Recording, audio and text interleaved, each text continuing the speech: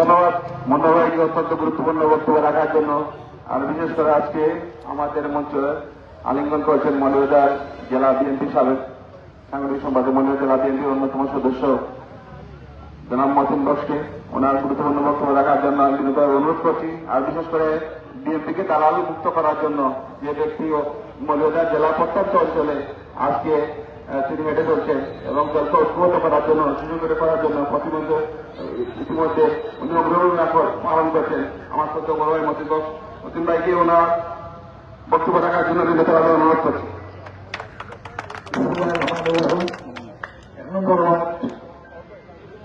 BNP কর্তৃক আয়োজিত আজকের এই কর্মী সমাবেশের সহকর্মী সভাপতি এখানে মঞ্চে উপস্থিত আছেন বাংলাদেশ জাতীয়তাবাদী দল বিএনপির জন্মলগ্ন থেকে যিনি রাজনীতি করে আসছেন আমাদের অত্যন্ত শ্রদ্ধাভাজন নেতা মোশাররফ হোসেন মাসুদ উপস্থিত আছেন জাতীয়তাবাদী দল বিএনপি মৌলভীবাজার জেলা শাখার সাবেক সহপ্রকাশ সম্পাদক আবুল কালাম বেলাল এবং বিভিন্ন স্তরের নেতৃবৃন্দ।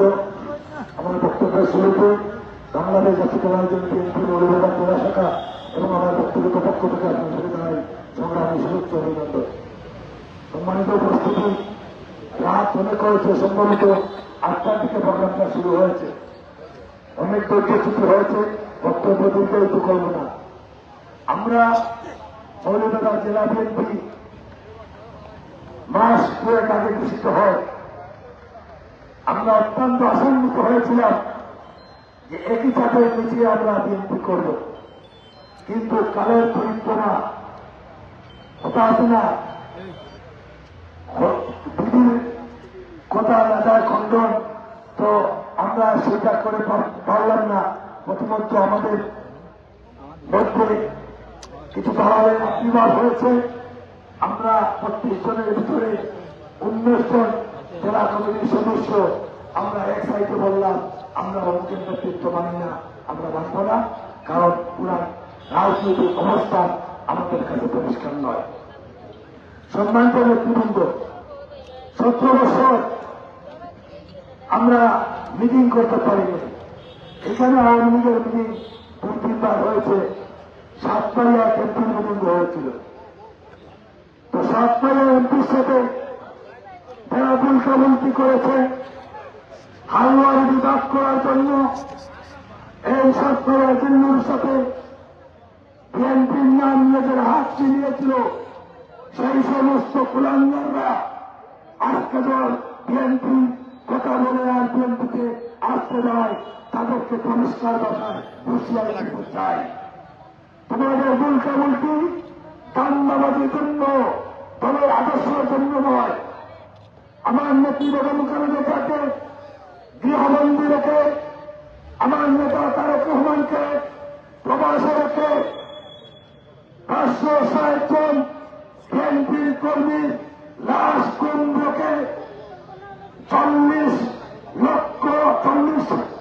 1,40,000 মামলার আসামি মামলা এবং 1,40,000 মানুষের উপর বন্যাকে যারা এই 7 এমপি সহ আওয়ামী লীগ দালালদের সাথে, আওয়ামী লীগের সাথে যারা এই দলের আদর্শ ত্যাগ করে হাত মিলিয়েছিল, এই সমস্ত কুলাঙ্গারদেরকে এই দলে আর রাখার কোন অবকাশ নেই।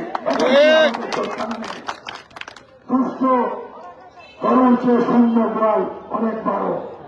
আজকে হয়তো সুদিনের আমরা পূর্ব দিগন্তের সূর্য উদয় হচ্ছে দেখছি, কিন্তু এই সূর্য 12 ঘন্টার ভিতরে আবার পশ্চিমান্তে অস্ত যায়। দিন আসে, দিন যায়, রাত আসে, এটি তার নিয়তির পরিক্রমা। যদি আমাদের সেই রকম কিছু হয়ে যায় তাহলে আবার সেই দালালরা আমাদের সাথে যুক্ত করবে। এই জন্য এই দালালদেরকে বিএনপিতে নেওয়া যাবে না। আমাদের নেতা যারা ফয়জুল করিম অত্যন্ত সত্যন্ত লোক মানুষ, আমরা ওনাকে স্পষ্ট ভাষায় বলে দিতে চাই, আপনার নেতৃত্বের প্রতি আমাদের কোন চ্যালেঞ্জ নেই, আপনার নেতৃত্বের প্রতি আমাদের কোন বিরোধী নেই, কিন্তু আপনার এবং আপনার অনুসারীদের কলমের কুচায় যদি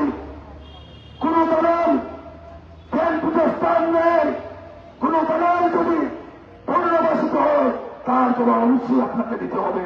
আমরা সাধারণ বিএনপি কর্মী নেতা কর্মীরা তা মেনে নেব না। সম্মানিত উপস্থিতি, আওয়ামী লীগের অত্যাচার বলার দরকার নেই। এটা জাহিলিয়াতের জঘন্য অত্যাচার ছিল। জাহিলিয়াতের আমলে, জাহিলিয়াতের যুগে যাদের দিন ধর্ম ছিল না, তারা কুত্রে কুত্রে মারামারি করত, কন্যা সন্তান জীবিত কবর দিত, এক বেটার 20 বেটি বিয়া করত। এগুলো তাদের খাদ্য ছিল, কিন্তু লাশ গুম করত না, রাতের অন্ধকারে গুম করত না। তাইলে বোঝা গেল তাদেরও কিছু নীতি আছে। কিন্তু শেখ হাসিনা কোন নীতি ছিল না। সে 18 বছর শিশু মায়ের সাথে চলে গেছে। মা ছিল বিএনপির নেতৃত্বের কাছে। সেই মাকে যখন অ্যারেস্ট করা হয়, সেই 18 বছর শিশু কন্দরত অবস্থায় পুলিশের বিবেকে তারা ছিল, তারা ফেলে রেখে যেতে পারে দেয় নাই। সেই শিশু সহ পুরা 1 বছর এই মা জেল কেটেছিল।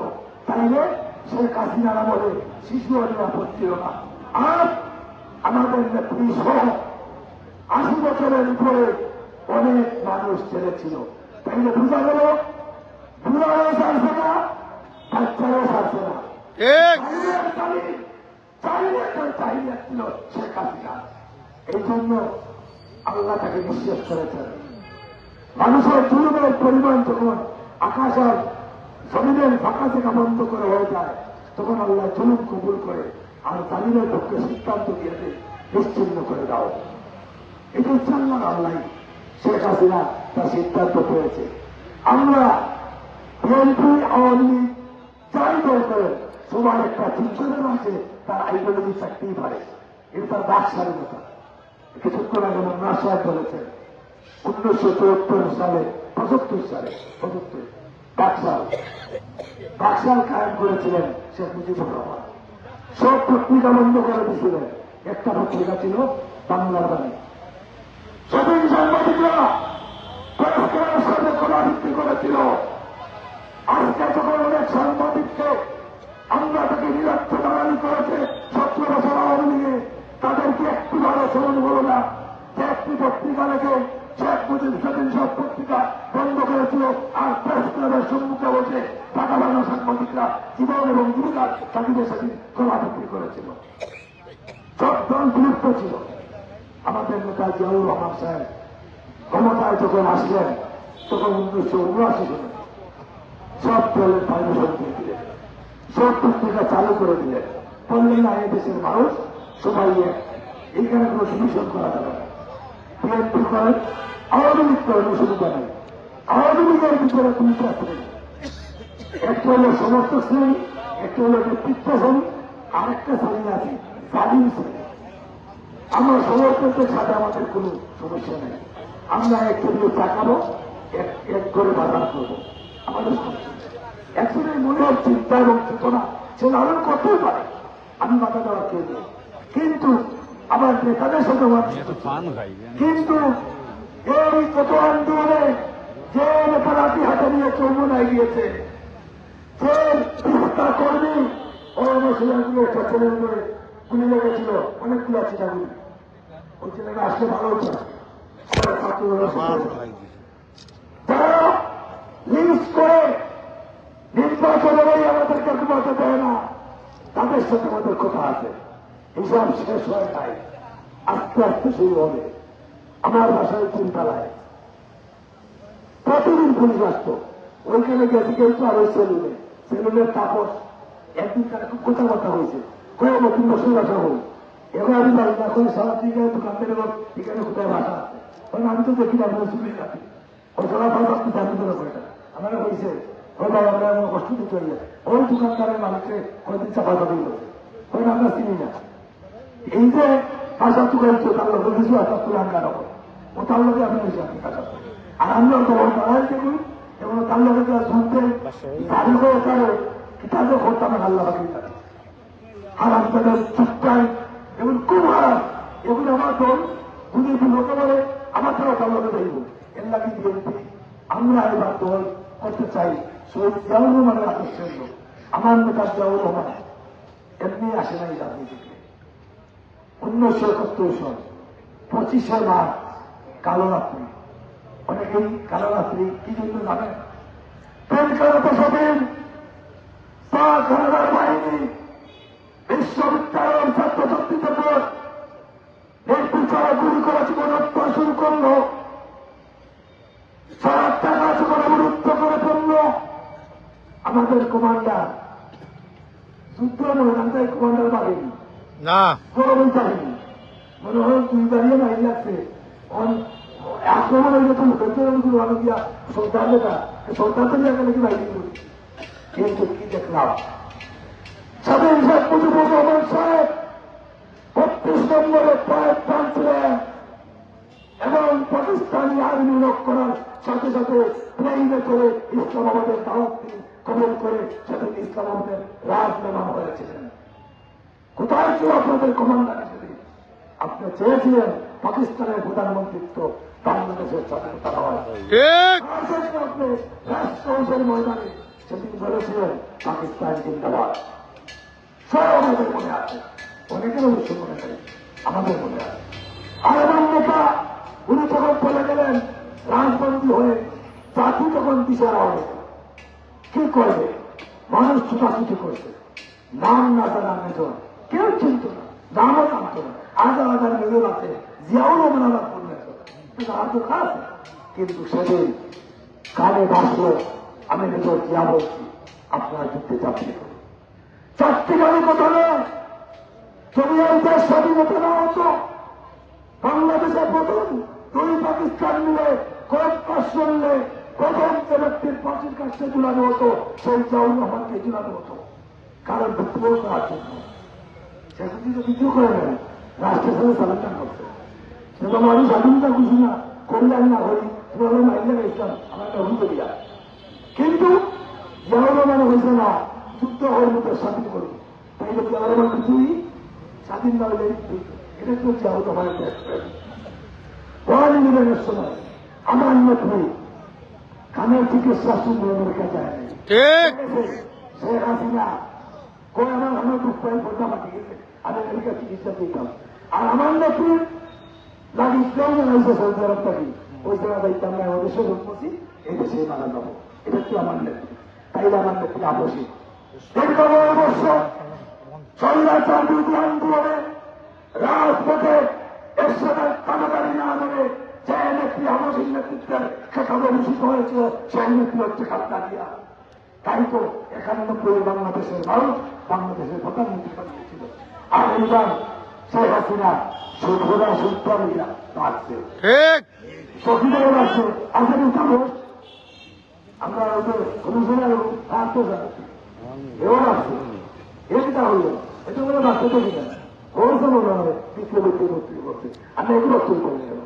তারপর আসছে দিল্লি আসছে, নেশাগুলো আসছে, সব আসছে। এসবই বাকি গেছে রাজনীতি ক্ষতি করবো।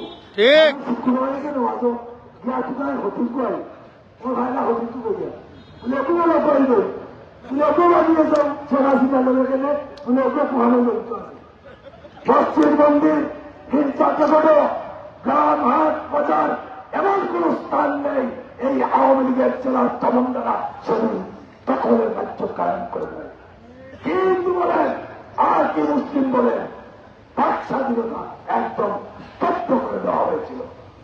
এটা ছিল শেখ হাসিনা জুলুমের ইতিহাস। এই জন্য বিএনপিকে মানুষ ভালোবাসে। আমরা যারা বিএনপি করি, আমার এখানে মানুষ স্বাগত কিশোর কাজ চৌধুরী চলে গেছে মনে হয়, তাকে ঘরের ভিতরে কিভাবে নির্মমভাবে লাঞ্ছিত করা হলো। এটা কি সভ্যতা? এই আপনি 20 শতাব্দীর সভ্যতার যুগে এসে একটা লোক তার গড়ে নিরাপদ থাকতে পারবে না, এটা চিন্তাই করা যায় না। এটা অসভ্যতার চরম নমুনা। যুবলীগের ছেলেরা আর একটা আমরা প্রেসিডেন্ট হয়েছেন ছাত্রলীগের অন্যান্য হাসিনা তৈরিতে আবার দেখা যায় যে সে বাংলাদেশের প্রেসিডেন্ট আর আমরা বলেছি ওই করে লাগানি হ্যাঁ, এরকম বহুত পুরানো আরো চলে আসছে। অন্য উঠিয়ে মানুষের হুট তুলে নাই খোলা নাই এখন এই আমার তো চিপা গুলো খেলে গুলো আমি লাগা রাস্তা ফিটিয়ে নেবে মানুষের আমরা আমনো তোর ফুট খেলে দুনিয়াটা মাটিতে কাজু বাটা ঠিক ঠিক এই সমস্ত টুকাইদের জন্ম হয়েছিল 17 বছরে গ্রামান্তর শুরু করে ওইখানে পরিচালক একটা তার আলোকত গাইবাই এগুলো সানাদ দিল্লা তার নাম দিচ্ছে সানাদ দিল্লা চাঁদাবাদী আত্মহত্যা চলছে না শ্রমিকদের 27 কোটি টাকা আত্মসাৎ করেছে এই সমস্ত টুকাইরা আর তাদের গর্ভদান ছিল মহিলাদের আমাদের বিএনপিতে গর্ভদান নাই আমাদের নেতা তারেক রহমান সহ আমাদের নেতৃত্বহীন ঘোষণা হাট বাজার সিএনজি কাঠ মাঠ কোথাও যদি কোন চাঁদাবাদীদের কাউকে পাওয়া যায় পুলিশে করে দিবেন আমরা বিএনপি তাদের দায়িত্ব নেব না আমরা এগুলো পছন্দ করি না কারণ ব্যবসায়ী দ্বারা আলাদা করা যাবে না তাই একবার সবাই বক্তব্য দিবেন আমি আর আপনাদের ধৈর্য কিছু করাবো না কথার পিঠে কথা এসে যায় এই জন্য কিছু কথা বল